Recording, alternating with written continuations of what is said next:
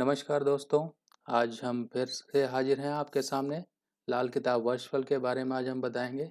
आज देखेंगे कि लाल किताब का वर्षफल किस तरीके से बनाया जाता है। दोस्तों, अभी इससे पहले मैंने एक वीडियो बनाया था, कुछ टेक्निकल प्रॉब्लम्स की वजह से वो वीडियो मुझे डिलीट करना पड़ा। तो मैंने ये फ्रेश जो है वीडियो बनाया है, जिसमें अपडेट किया है वर्षफल के बारे में। वर्षफल के साथ साथ मैं इसमें और कुंडलियों का भी वर्णन करने वाला हूँ, जैसे कि जिसमें हम एक हफ्ते की कुंडली बना सकते हैं, एक मिनट की कुंडली बना सकते हैं, एक दिन की कुंडली बना सकते हैं, एक सेकंड की कुंडली बना सकते हैं, दिन की कुंडली बना सकते हैं, रात की कुंडली बना सकते हैं।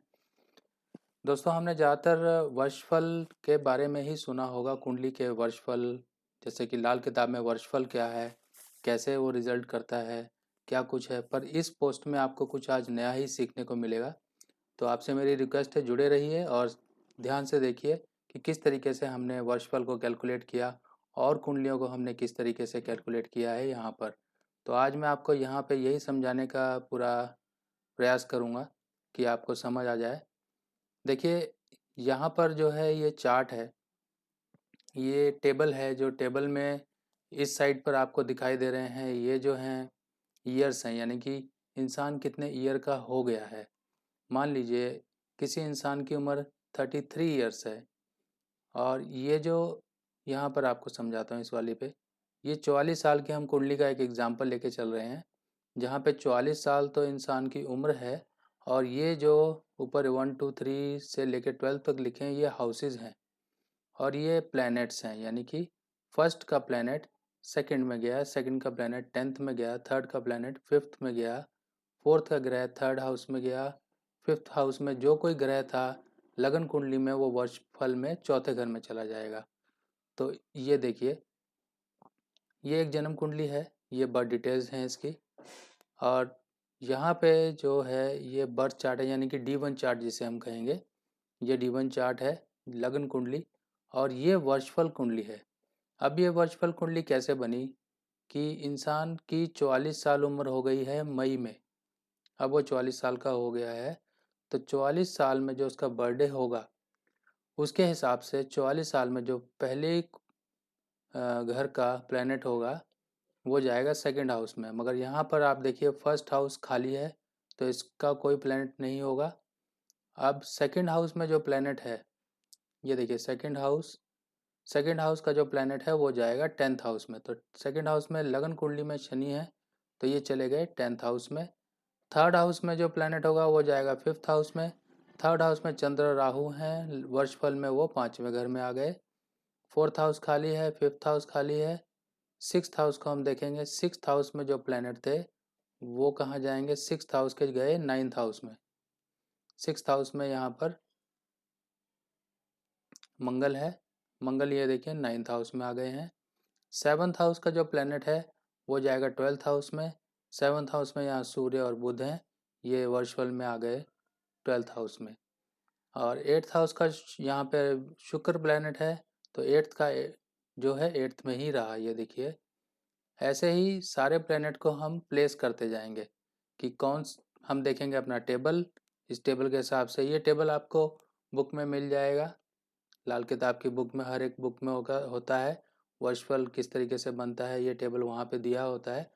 आप ये टेबल से रेफरेंस लेके अपने ईयर को आप कैलकुलेट कर सकते हैं।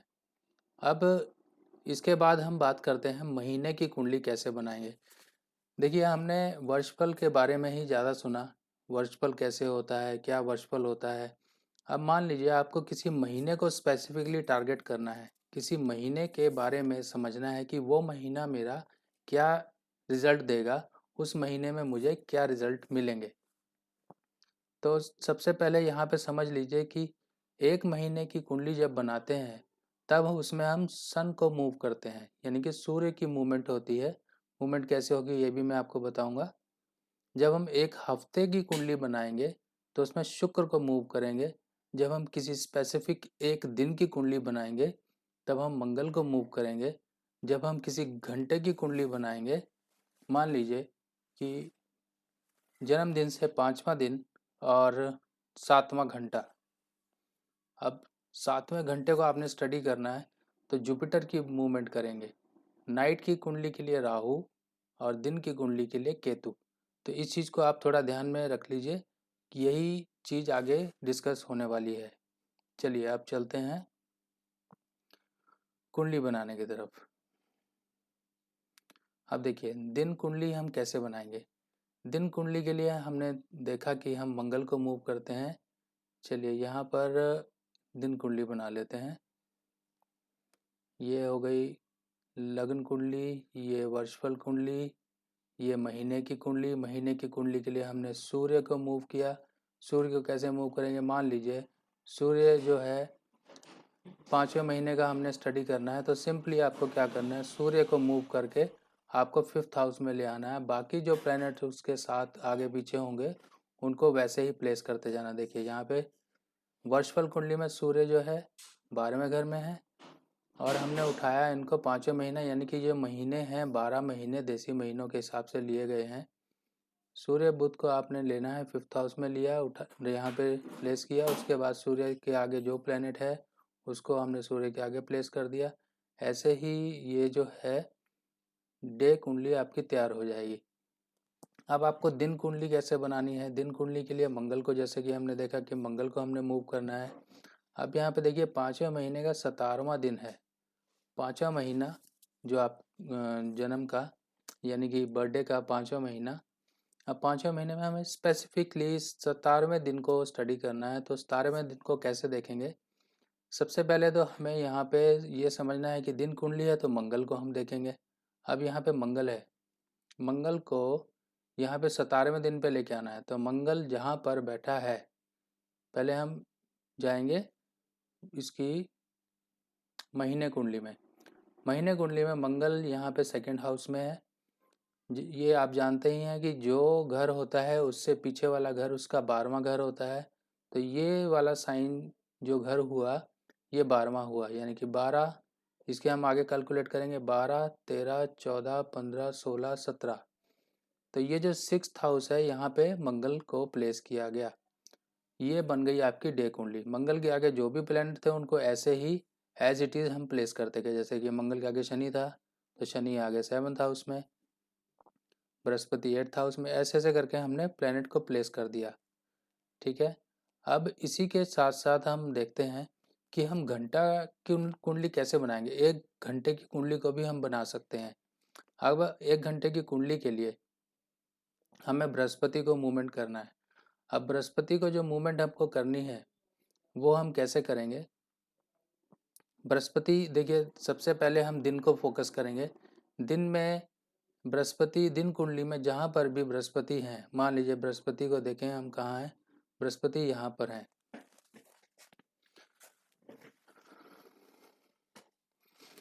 बृहस्पति यहाँ 8th हाउस में है। अब बृहस्पति से 12वां घर ये हुआ 7th हाउस। 7th हाउस, अब हमने कौन से घंटे की कुंडली बनानी है, 23 घंटे की। यानी कि 23 घंटे की कुंडली बनाने के लिए ये 12 हुआ। 12 से 12 दोबारा काउंट करेंगे तो 24, 24 माइनस 1 23, यानी कि 6th हाउस। तो यहाँ पे देखिए बृहस्पति आ गए 6th हाउस में। इसी तरीके से हम मिनट कुंडली बना सकते हैं, सेकंड कुंडली बना सकते हैं। इसी तरीके से मूवमेंट होगी, डिग्रीज की कुंडली बना सकते हैं। देखिए रात की कुंडली बनाने के लिए सिंपली आपको राहु जो है 2nd हाउस में प्लेस करना होगा, क्योंकि यही इसका हेड क्वार्टर माना गया है। ठीक है, यहाँ पे राहु को प्लेस कर देंगे जब आपने रात की कुंडली बनानी है। जब आपको दिन की कुंडली बनानी है तब आपको केतु को यहाँ 2nd हाउस में प्लेस करना है। अब राहु के साथ यहाँ चंद्रमा थे तो चंद्रमा को भी साथ में यहाँ प्लेस कर दिया गया। इसी तरीके से अब हम समझेंगे कि जो प्लेनेट आ गए किसी घर में आ गए तो उनका रिजल्ट कैसे आएगा। देखिए सिंपली हम जो है रिजल्ट को कैलकुलेट करते हैं लाल किताब कुंडली में। वो देसी महीनों के हिसाब से कैलकुलेशन होती है कि जैसे एक 1st हाउस का जो रिजल्ट है वो वैशाख और अप्रैल में आएगा, यानी कि मई में। और जो 2nd हाउस है उसका जेठ महीने में, जेठ महीने यानी कि मई जून के आसपास। और 3rd हाउस आषाढ़, जैसे हम आषाढ़ में हम बात करेंगे तो आषाढ़ में जो महीने आते हैं जून जुलाई आते हैं। तो इसी तरीके से हम सारे हाउसेस को देखेंगे कि कौन से हाउस में कौन सा प्लैनेट बैठा है। मान लीजिए सेकंड हाउस में जो प्लैनेट है बुध बैठा हुआ है। अब यहाँ पर बुध का जो रिजल्ट है वो मई जून में ज़्यादा स्ट्रॉन्ग रहेगा, बाकी महीनों में थोड़ा कम रहेगा। यानी कि अगर मान लीजिए बुध सेकंड हाउस में आता है तो सेकंड हाउस में क्या करता है, बुध सेकंड हाउस में उसकी प्लेसमेंट ठीक नहीं है क्योंकि वो बृहस्पति का भी घर है। अब बृहस्पति के घर में अगर मान लीजिए उसका दुश्मन बैठ जाता है तो सेकंड हाउस फाइनेंस के लिए भी देखा जाता है। अब फाइनेंस जो है उसके जो है फादर को ज़्यादातर वो प्रॉब्लम देगा, बृहस्पति को जितनी भी बृहस्पति से जुड़ी चीज़ें हैं उन पे असर डालेगा। मान लीजिए सेकंड हाउस में बुध आ जाता है तो वो फाइनेंशियल इश्यूज देगा फादर को। पर्टिकुलरली जो है मई जून के महीने में वो ज़्यादा स्ट्रॉन्ग रिजल्ट रहेंगे, यानी कि उस टाइम पीरियड के बीच में प्रॉब्लम्स ज़्यादा रहेंगी। तो यही सब यहाँ पर हम रिज़ल्ट को इस तरीके से कैलकुलेट कर सकते हैं। तो फ्रेंड्स आपको ये जो है कुंडली बनाना किस तरीके से आपने शायद ही यहाँ पर कोई और वीडियोस आपको मिले जिसमें कि इस तरीके से बारीकी से बताया गया हो कि आप महीने की, दिन की, मिनट की कुंडली बना सकते हैं। आई होप आपको ये जानकारी पसंद आई होगी और आपको इस जानकारी से काफ़ी कुछ सीखने को मिलेगा। बाकी और पोस्ट लाल किताब से संबंधित मैं लेके आता रहूँगा और आप लोगों का काफ़ी सहयोग मिल रहा है।